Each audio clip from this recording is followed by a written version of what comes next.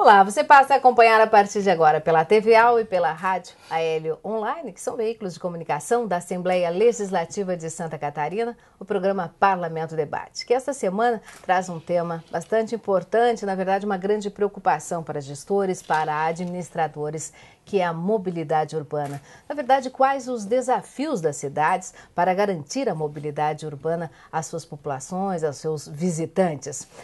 Nós estamos no programa de hoje com a presença do deputado Valmir Comim, ele que é do PP e preside no Parlamento Catarinense a Comissão de Transportes. Obrigada, deputado, pela presença. Também está conosco o professor Werner Kraus Júnior, ele que é chefe do Departamento de Automação e Sistemas da Universidade Federal de Santa Catarina, especialista em controle de tráfego urbano e também coordena a Câmara de Mobilidade do Fórum de Florianópolis. Obrigada, professor.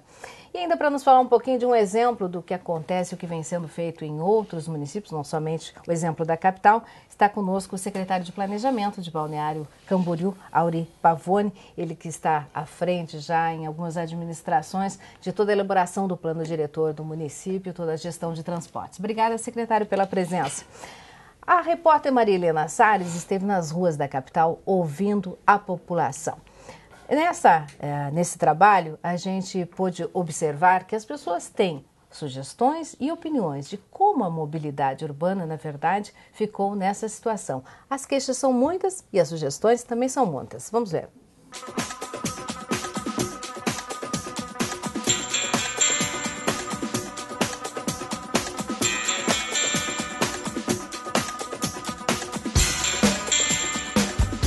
Excesso de veículos, a falta de rodovias que facilitam o trânsito.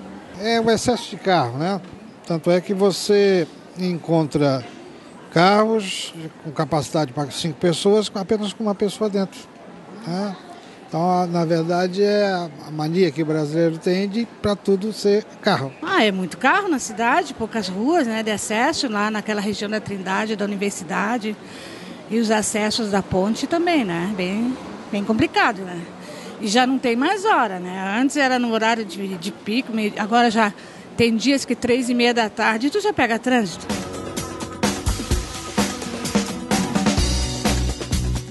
Por que você acha que está tudo engarrafado aqui na região? Muito carro e muito pedestre andando ao mesmo tempo nos mesmos lugares. Eu penso que tem que dividir os carros num lugar e o pessoal nota, senão vai ficar complicado. É horrível vir de centro para o carro, a dificuldade de estacionamento é incrível, sabe? Com certeza precisa de uma nova reestruturação no planejamento urbano viário da cidade.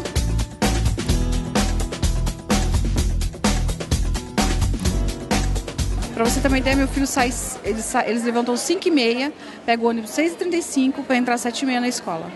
Isso, eles chegam atrasados ainda. O principal problema é falta de transporte coletivo de qualidade. Por exemplo, a gente quer deixar o carro em casa, porém tu vai andar de ônibus, o ônibus está muito lotado, ele acaba demorando mais que o carro. Então eu acho que o grande problema seria um transporte coletivo com qualidade e ágil, né? Que tu pudesse, por exemplo, chegar no centro em 30 minutos e sem que andar num ônibus muito apertado ou sem desconforto. Eu acho que esse é o grande problema do trânsito em Florianópolis hoje em dia.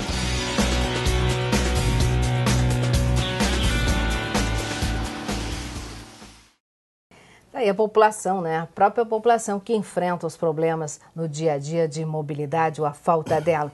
Deputado Valmir Comim, obrigada mais uma vez pela sua presença. Os desafios das cidades são muitos.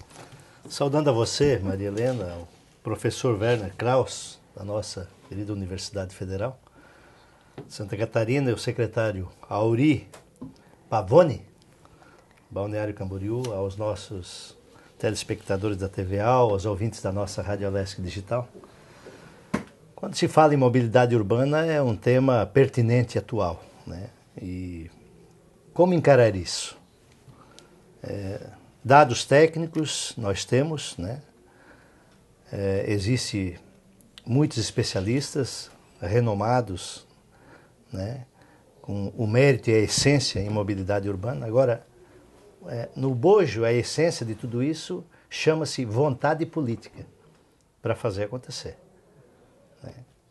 Qual é o conceito de mobilidade urbana? Realmente, o que queremos para as nossas cidades? E aí eu penso que nós precisamos agir dentro de uma forma integrada, de um planejamento macro, né? Envolvendo a União, o Estado, os municípios, com propósitos específicos e com planejamento preciso.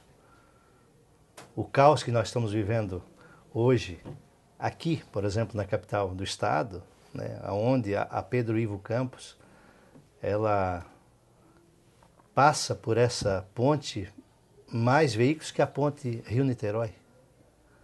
E acentuadamente se agravando a cada vez mais, né? E não vai ser uma ponte, 2 ou 3, que vai resolver o problema.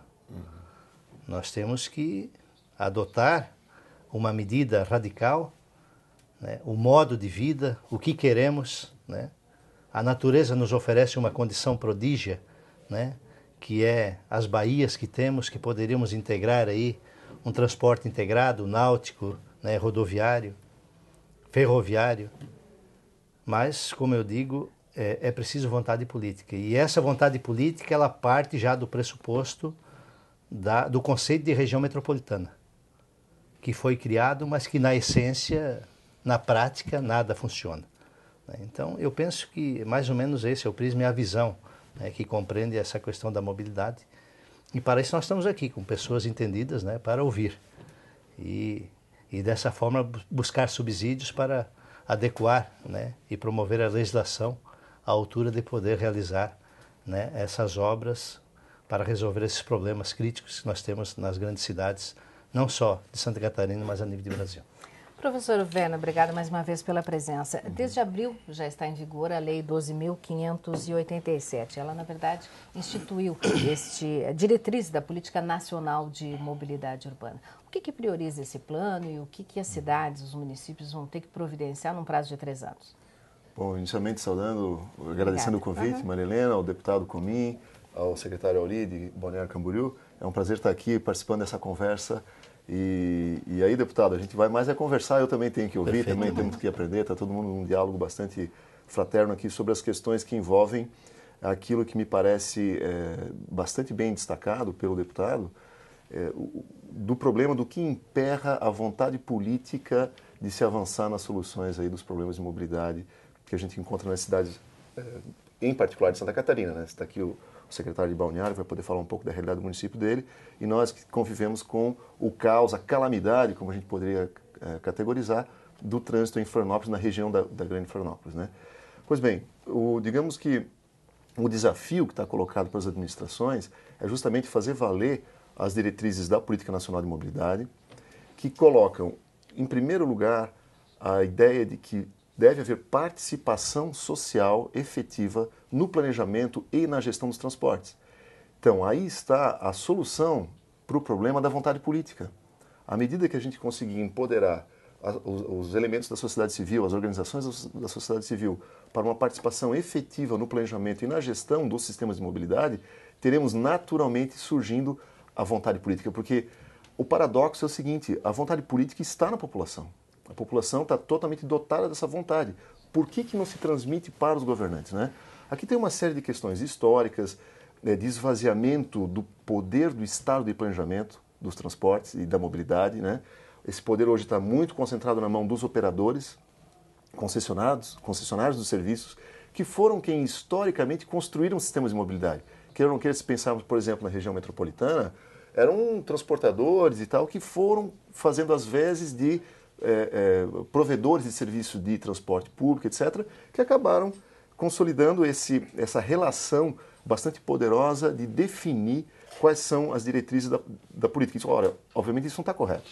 O correto é o Estado, nesse caso aqui a Prefeitura, e principalmente na região metropolitana, um consórcio metropolitano de municípios, poder responder com autonomia e com reflexo franco da vontade política da população aos desafios de se fazer um sistema integrado de transportes, por exemplo, na região metropolitana, né? Esse plano nacional, só para a gente pontuar, além da valorização de mais investimentos na área do transporte público, transporte coletivo, prioriza também ou não prioriza o veículo automotivo. Isso, na verdade, a política nacional coloca claramente uma ordem de prioridade aqui nos investimentos públicos para a mobilidade. Né? E, em primeiro lugar, estaria soluções não motorizadas, ou seja, pedestres, acessibilidade para pessoas com deficiência e bicicleta e ciclovia. Né? Então, a diretriz clara de tentar fazer com que as cidades sejam totalmente amigáveis ao pedestre, à bicicleta e aos portadores de deficiência. Em segundo lugar, o transporte coletivo e em detrimento do transporte individual motorizado, ou seja, motocicletas e automóveis. Como é que Balneário Camboriú, uma cidade que recebe milhares de turistas na temporada, mas que tem uma população fixa e também móvel durante todo o ano, bastante significativa. Como é que hoje o município já está enfrentando esse problema, que é um problema e que está sendo até exemplo para outras regiões do país? Em primeiro lugar, queria te cumprimentar, Marlene, e te agradecer pelo convite, ao deputado, ao professor. É um prazer estar aqui. Com certeza vou aprender um pouco também. Balneário Camboriú está enfrentando esse problema de uma maneira bastante decisiva e bastante forte. Isso hoje é prioridade às pessoas, né? E na acepção da palavra, saiu do discurso para ir para a prática. Então, nós estamos com um processo bastante interessante de intervenções em toda a cidade para que as pessoas sejam o foco principal. Nós começamos por, vamos repaginar todas as calçadas, todos os passeios públicos da nossa cidade. Estamos estendendo as calçadas para o meio das avenidas, inclusive com o mesmo piso, que é um desafio. O pedestre está ganhando mais espaço. Exatamente, porque a partir do momento que o pedestre desce, embora tenha as faixas de segurança, mas o pedestre é que está invadindo o espaço do carro. Então agora o carro é que está invadindo o espaço do pedestre. Para terem uma ideia, na primeira avenida que nós implantamos isso, a avenida do Estado, ela era 2 pistas com sentido contrário, nós transformamos em 4 pistas, num único sentido, todo mundo... e os pedestres? Os acidentes diminuíram 80%. Então, no primeiro momento, a gente teve que erguer um pouco as travessias para que o carro realmente parasse, mas agora nós já estamos começando a nivelar, porque essa leitura a cidade já está tendo. Estamos com um sistema cicloviário integrado em todo o município, nós temos um plano de ciclovias, nós vamos interligar em todo o município, as pessoas vão poder se deslocar de um ponto a outro no município por ciclovias e ciclofaixas, mas estamos dando preferência às ciclovias.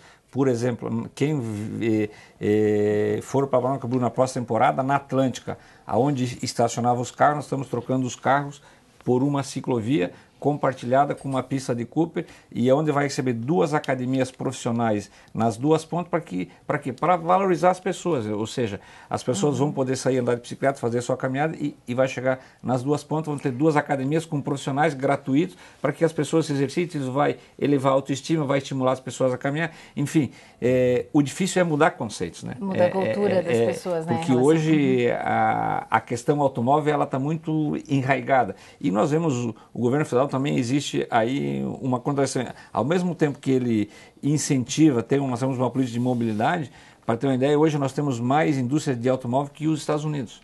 Então, a indústria, a cultura do automóvel, ela é muito forte. A facilidade... Facilidade para compra, né? E todo mundo é uma questão de autoestima. Então, e as nossas cidades, elas não estão preparadas para receber essa grande quantidade de automóvel. E toda cidade de tamanho médio para grande estão enfrentando um problema e o problema, cada vez mais, ele vai se agravar. Agora, o interessante disso, e nessa tua esteira, né, de raciocínio, a sociedade, na verdade, ela consegue se adaptar, até com facilidade. Agora, o poder público precisa oferecer essas condições. Mas não temos o hábito, né? Temos que desenvolver um novo conceito. Mas se você não apresentar as alternativas a ela, de poder usufruir disso, como é que você vai mudar, né? Então, aí eu entro na esteira que o professor coloca, quando fala assim vontade política, quando você oportuniza a condição dos segmentos, das entidades organizadas de classe, de poder, na essência, aprofundar o debate, e o governo permitir essa condição, é que realmente as coisas começam a surgir, né? Porque aí você começa a interagir, o próprio parlamento e o executivo começam a estar na ponta da responsabilidade, assumindo aquilo, né? E realmente as coisas começam a fluir e acontecer. A decisão não fica tão somente, né, imputada a uma pessoa. Né? Você divide a responsabilidade, né, se torna cúmplice do processo e automaticamente as coisas acabam florando. Mas é muito bom, né, deputado? Eu concordo integralmente com a sua perspectiva de que a mudança cultural, na verdade, ela é mais simples do que parece. E aí não sou só eu, obviamente, falando, né? Quem sou eu para dizer uma coisa dessa, mas como evidência factual, tivemos ano passado aqui na capital um seminário internacional de mobilidade urbana, recebemos especialistas do mundo todo, e um consultor muito famoso no mundo veio para nos dizer exatamente essa mensagem. Ele disse, olha, toda cidade que eu chego com um projeto inovador, no estilo de Balneário Camboriú, ou seja, de priorização máxima do não motorizado, do pedestre, do ciclista, conforme as diretrizes da política nacional, eu queria até aproveitar e dar os parabéns para Camboriú por estar avançada nesse, ou Balneário Camboriú, me perdoe, por estar avançada nesse processo de alinhamento com as diretrizes da política nacional.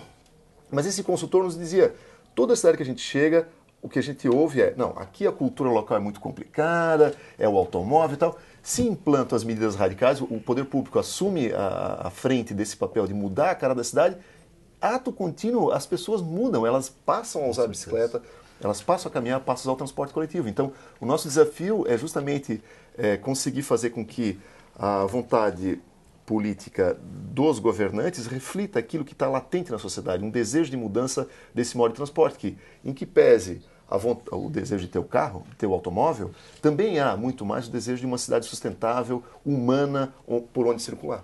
Agora, o que a gente pode falar em termos de exemplos de outras cidades, de outras capitais? Nós temos aí Curitiba, que há tantos anos, há cerca de 30 anos, já pensava dessa forma e já fazia transporte público, por exemplo, dessa forma, mas no resto do país a gente está tão atrasado em relação a isso, deixou chegar esse caos. O que a gente tem de exemplos, não só no Brasil, como no exterior, para copiar? A gente tem que copiar o que está funcionando. Eu acho que, principalmente Santa Catarina sofre um processo de litoralização. Então, que nem a Grande Florianópolis, hoje nós lá em Balneário Camboriú temos Balneário Camboriú, Itajaí, Itapema e Navegantes. Na questão de transporte público, se as soluções de transporte público, de segurança, de mobilidade, se elas não forem regionais, elas não vão funcionar. Não adianta nós lá em Balneário Camboriú termos um transporte coletivo eficiente se quem vem de Camboriú não consegue, quem vem de Itajaí, e eu, em 2008, quando eu era secretário de planejamento, quando nós estávamos discutindo o plano diretor, foi uma proposta que foi levada para o Fórum Nacional das Cidades. Eu entendo que se o governo federal e o governo estadual não fizerem uma maneira impositiva, que os governos regionais sentem e discutem um plano de segurança conjunto, um plano de transporte coletivo conjunto, um plano de captação de saneamento básico. Se não fizerem um plano diretor regional, se não for impositivo, nós não vamos avançar. Mas aí as regiões metropolitanas são fundamentais. A própria Assembleia, na última semana, aprovou a criação de mais duas. Chegamos a 13, né, deputado, se eu não estiver enganado. Só entrando na esteira, para depois cair para... Eu falo esteira porque é uma maneira chula de falar, né, na nossa região. Eu tive a oportunidade de, no final do ano próximo passado, uma missão na Índia e na China. O trânsito na Índia, o caos, né, aí vai na China, uma coisa totalmente diferente, mas onde você vê a presença firme do Estado, do governo, capitaneando o processo, chamando os entendidos no assunto para o debate, traçando os planos quinquenais e simplesmente, depois de exaustivos, né, debates e tal, simplesmente executa. Cumpra-se. Então, a participação efetiva do Estado capitaneando o processo, ele tem que ser um motivador, um incentivador da sociedade.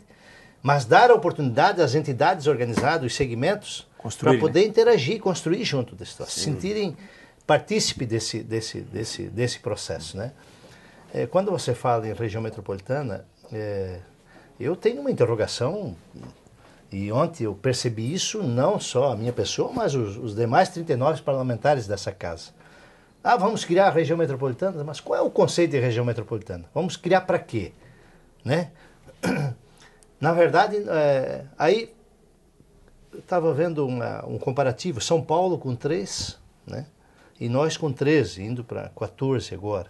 O instrumento legal que a gente teria para, de fato, implementar as políticas regionais são os consórcios de municípios. Exato. Estão previstos aqui na Política Nacional de Mobilidade como um dos instrumentos de execução dessa política, né?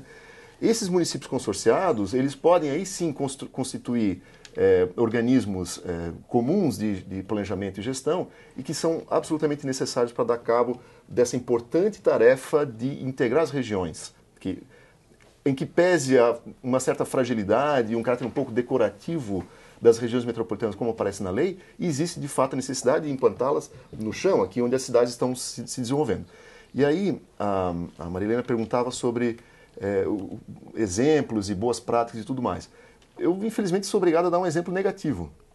O governo federal lançou o PAC da mobilidade, recentemente.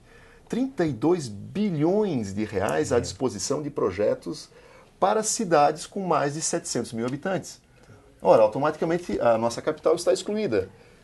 Porém, se houvesse o consórcio metropolitano, poderia integrar. Nós estamos com 900 mil habitantes. Teríamos acesso, é importante que a população, os nossos telespectadores, percebam a profundidade da implicação de não termos uma região metropolitana consolidada na forma de consórcio de municípios. Vamos voltar a falar disso no próximo bloco? Perdemos dinheiro, sim, claro. Vamos voltar a falar disso no próximo bloco. O assunto, claro. Com certeza. Vamos fazer um rápido intervalo, daqui a pouquinho a gente volta aqui pela TV e pela Rádio AL falando sobre mobilidade urbana. Na verdade, quais os desafios das cidades para garantir a mobilidade urbana. Você também vai opinar no próximo bloco, a gente vai ouvir um pouco mais a população que pensa a respeito do assunto. A gente já volta.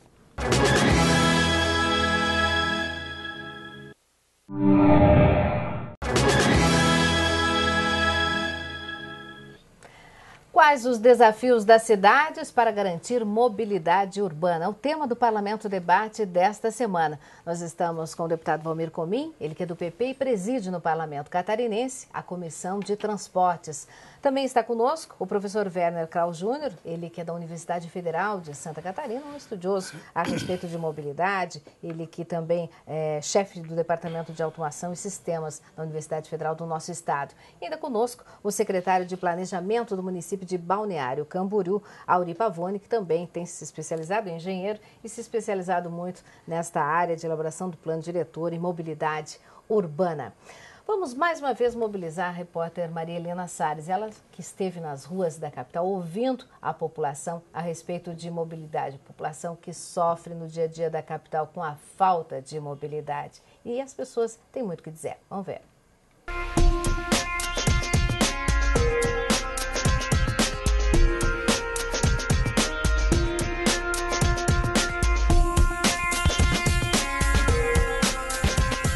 Com certeza, repensar os espaços, né?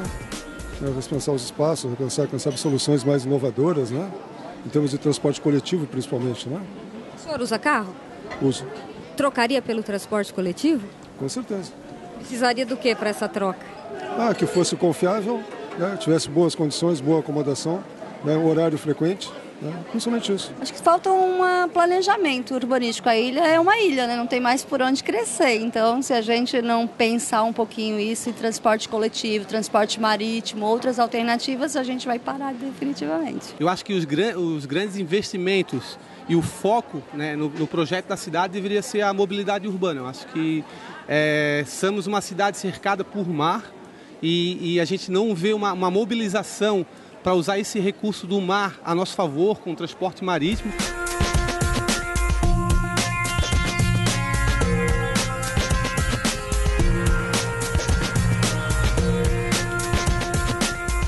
Se estuda hoje, se construir um túnel entre a ilha e o continente. Né?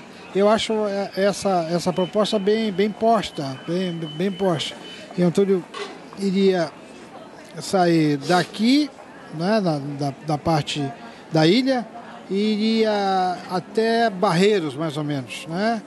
E se andaria por esse túnel, então desafogaria em parte o trânsito nas pontes e tal. Desde dia 23 de janeiro desse ano que fiz essa opção, agora só ando de ônibus. Por quê? Porque eu acho que eu tenho que fazer alguma coisa para contribuir. É a minha forma de contribuir, para minimizar um pouquinho esse problema.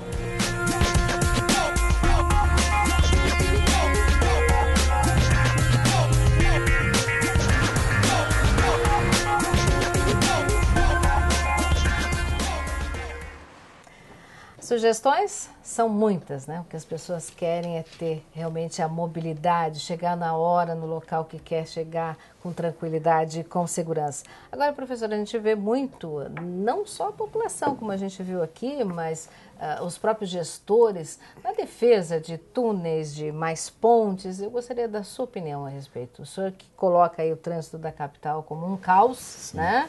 E é realmente um dos piores do país, se não o pior. Então, acho que eu vou na esteira do comentário do deputado, né, usando a expressão regional, e destacar, de fato, que a população ela aceita a mudança cultural. Ela quer o seu automóvel, mas ela aceita a mudança cultural. E a gente observa que a mudança cultural nas cidades dos países de primeiro mundo, aí não só na China, a gente vai na Europa, vai nos Estados Unidos, é em direção ao transporte coletivo em detrimento do transporte individual, né? O carro fica na garagem para o deslocamento que a gente chama de pendular, né? De casa para o trabalho, trabalho para casa, e de casa para a escola, de escola para casa. Isso é tipicamente feito com o transporte público, né? Claro que o carro está lá para os passeios, para ir ao supermercado. Os carros, né? Vamos dizer assim, porque hoje é difícil a família que tem um. Exato, os carros estão lá para isso, exatamente. Então, na nossa cidade, tu perguntavas de exemplos, a gente pode ver Curitiba como sendo pioneira no mundo. De fato, Curitiba, talvez nós brasileiros não tenhamos a dimensão da importância de Curitiba para o cenário mundial, como definidora de um modo de transporte. A coragem política de um Jaime Lerner foi justamente pegar a cidade e colocar visível para todos o sistema de transporte público na superfície, com ônibus alaranjados gigantes, com estações de pré-embarque. Enfim, aquele modelo deu muito sucesso, foi muito bem sucedido em Curitiba, mas se dizia que só servia para aquela cidade devido às características específicas, não é? Daí, na década de 90, ele foi transposto para Bogotá, na Colômbia, no sistema Transmilênio, talvez o deputado já tenha visitado. Essa transposição, que se provou também um sucesso numa cidade que não estava pensada para transporte público, como era o caso de Curitiba, aí sim deflagrou o processo mundial de aceitação da solução de ônibus em canaleta exclusiva, com estação de pré-embarque, que a gente hoje chama pela sigla de BRT. Né?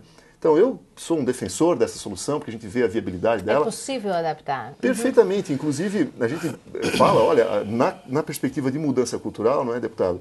A gente percebe que um sistema muito bem feito, construído com ônibus de alta qualidade, coisas, claro, bonitas, né? Podem ser bem aceitos pela população, inclusive no sentido de reservar uma faixa exclusiva da ponte ou das pontes para o ônibus. Eu lhe pergunto, professor, claro, exatamente, até a Diretoria de Comunicação da Assembleia Legislativa criou um site, www.mobilidadesc.com.br, que tem exatamente esse propósito de ouvir as pessoas, ver o que as pessoas estão sugerindo, mas, acima de tudo, propor e dar subsídios ao próprio parlamento, à própria Comissão de Transportes da Assembleia, do que deve ser feito de imediato. Porque muitas dessas obras, que até a própria população aí na enquete apontou, dependem de muitos recursos e de tempo. E as soluções precisam ver isso aqui imediatas. Não. Essa é a grande vantagem do BRT, não é? É o baixo custo de implantação. Em comparação a sistemas baseados em trem, por exemplo, que atendem pela sigla de VLT, ou veículo leve sobre trilho, ou metrô, ou monotrilho, o que quer que seja, que são muito caras e difíceis de implantar. O BRT é muito rápido, uma vez que haja decisão política, ele pode ser facilmente implantado. Balneário Camboriú, como é que vê o BRT? Nós estamos nesse processo de transformação da cidade, estamos pensando seriamente nessa questão, estamos preparando a cidade para isso. Primeiro nós estamos locando espaço, nós vamos ter sim calhas exclusivas nas principais vias para o transporte coletivo. Não definimos ainda o tipo de transporte. Por enquanto nós estamos definindo, vai ter a calha exclusiva. Se não tiver, como o próprio professor falou, se não tiver uma calha exclusiva para o transporte público andar, ele não funciona. Que o desafio é como que você vai deixar o seu automóvel para ir de carro. Na hora que tu tiver um conforto parecido com o teu, que o teu carro te dá, tu tem que ter um tempo rápido para que tu te desloque de um ponto a outro aonde tu quer. Então esse é o desafio. E o ônibus, ou enfim, qual o meio que for usar, ele é maior que um automóvel. Para ele se locomover é mais difícil que o automóvel. Se ele andar pelo meio dos automóveis, não vai funcionar. Ele fica obsoleto, ele vai ser cansativo, vai ser demorado. Então ele tem que ter um espaço exclusivo e preferencial para que ele ande. Nós estamos pensando sim nisso, estamos preparando a cidade, só que... E tem que preparar a cultura das pessoas. Exatamente. E da própria iniciativa privada, porque uma cidade como Balneário Camboriú, com grandes investimentos na área da construção civil, também é bastante complicado. Não, mas as pessoas começaram a aceitar isso, é uma necessidade. Ou tu vai por bem ou por mal. Então as pessoas têm que começar a aceitar. As cidades não vão comportar essa crescente de automóvel. O automóvel que há 10 anos atrás era um bem de família, hoje ele é individual. Nós estamos hoje em Balneário Camboriú com 108 mil moradores fixos e já a nossa frota de automóveis já está passando dos 70 mil. Quer dizer, daqui a pouco vai ser quase que um por um. Então, nós temos que nos preparar para isso. Mas estamos preparando a cidade, sim. Só que creio, para que a gente faça todas as obras, dependendo de desapropriações, enfim, estamos num processo bastante rápido. Daqui 3, 4 anos a cidade já vai estar pronta para receber daí um sistema que vai funcionar. O meu medo é você largar um sistema que ele é bom, o espaço não é bom e aí tu queima a alternativa. Então nós estamos fazendo o inverso. Estamos preparando a cidade para que na hora que nós formos lançar o sistema, ele funcione bem e a cidade vai aceitar bem. Aqui, só corroborando aqui com o que o professor colocou, no gancho do Jaime Lerner, por trás do Jaime Lerner tinha um grande técnico, que é o Taniguchi, que era um dos grandes conselheiros e assessores dele, que depois virou prefeito. Quer dizer, quando você associa a visão política com a capacidade técnica, as coisas realmente fluem e com consistência. E a academia, ela tem contribuído, ela tem sido ouvida?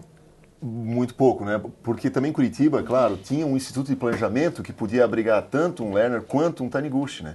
Nós temos assim a extrema carência do instituto de planejamento de fato equipado para dar conta da dimensão regional do problema. Isso em todas as cidades, né? Exato. Então, a questão que a gente destacava no início, para o Estado poder fazer o seu papel e exercer a vontade política do povo, que é, afinal de contas, para isso que ele está lá, não é? É necessário que haja um instituto de pesquisa e de planejamento consistente, como era o caso do IPUC, em Curitiba, né? Que garantiu, inclusive, a permanência das ações através de vários mandatos, com alternância de partidos no poder e tudo mais. Não se perdeu o histórico de planejamento e de execução. Eu acho que isso que é muito importante destacar. Mas só... Fala-se muito em Curitiba, eu participei há uns 20 dias atrás, eu fui convidado para participar de um fórum de transporte em Curitiba. E eles estão tendo um problema também. Eu acho que as nossas cidades têm que ver o que eles têm de bom e o que eles têm de ruim. Hoje, o grande mote das cidades vai ser o transporte não motorizado. Correto? É através de melhorar passeios, ciclovias, e na questão cicloviária eles estão muito iniciantes. Eles comemoraram lá uma ciclofaixa de 80 centímetros de largura. Então eles estão pensando em compartilhar já a calha de transporte com a ciclovia. Então eles estão passando por um momento, quer dizer, as cidades têm que se preparar para o transporte público, mas não esquecer o veículo não motorizado. As cidades autossustentáveis, que nós chamamos hoje, a busca por saúde, a busca por autoestima. Então, o grande foco das cidades também vai ter que ser voltado para isso. Se me permite, secretário, só para corroborar. Bom, primeira coisa, eu já estou fazendo votos que a Universidade Federal coloque um campus em Balneário Camboriú, que eu quero me mudar para lá. Né? As coisas, de fato, estão acontecendo em Camboriú e eu destaco. Elas estão acontecendo exatamente na linha das diretrizes da Política Nacional de Mobilidade, que coloca, como o senhor destaca, em primeiro lugar o transporte não motorizado. Então, Curitiba, além de não ter ciclovias, uma infraestrutura adequada, também está sofrendo um problema do sucesso do seu sistema de transporte por ônibus, que já não dá conta da demanda. Então, eles estão, de fato, tendo que olhar para sistemas de maior capacidade, mesmo porque a região metropolitana de Curitiba já está na casa dos 3 milhões de habitantes. E assim, o poder público que não adotar essa vertente do governo federal vai ficar renegado em segundo plano. Essa é a grande verdade. Né? Sim, mas é onde está o maior nicho, né? Claro. No governo federal. Agora, assim, ó, eu particularmente sou um defensor das PPPs. Tá? Eu acho que a essência da democracia está no fortalecimento das instituições. Eu defendo a linha, a tese de que precisa existir agência reguladora forte, com poder de fisco e de fomento, integrando, né, esses bancos de dados, as universidades, o conhecimento, né, científico e tecnológico, mas oferecer segurança jurídica para o investidor. É o que no Brasil não tem. O exemplo foi o próprio Wake, né, quando veio para cá. Aqui não pôde, mas no Rio de Janeiro ele acabou se estabelecendo. O que nós queremos? Aí vem o conceito do plano diretor, discutindo isso com as entidades, né, dentro de uma visão macro, de médio e longo prazo. E a partir daí, realmente a execução. Mas investidor não falta. Né? O poder público tem que fazer a parte dele, tem que capitanear o processo, mas tem que oportunizar essa condição. E ela só se faz através da sustentação da segurança jurídica. E quando eu falo, é na sua amplitude, em todos os segmentos, né? Desde as questões ambientais, né? Das leis, enfim, da segurança para que todo aquele que vai investir, ele vai investir com o propósito de pegar de volta, não é verdade? Mas evidentemente que sejam projetos que venham atender realmente os anseios da demanda da população. Mas nós temos, nessa questão de PPP, através dos mecanismos que o Estatuto das Cidades oferece às prefeituras, visto que a capacidade de investimento das prefeituras hoje, ela tá cada dia mais diminuta, porque os recursos são muito carimbados, X para isso, X para aquilo.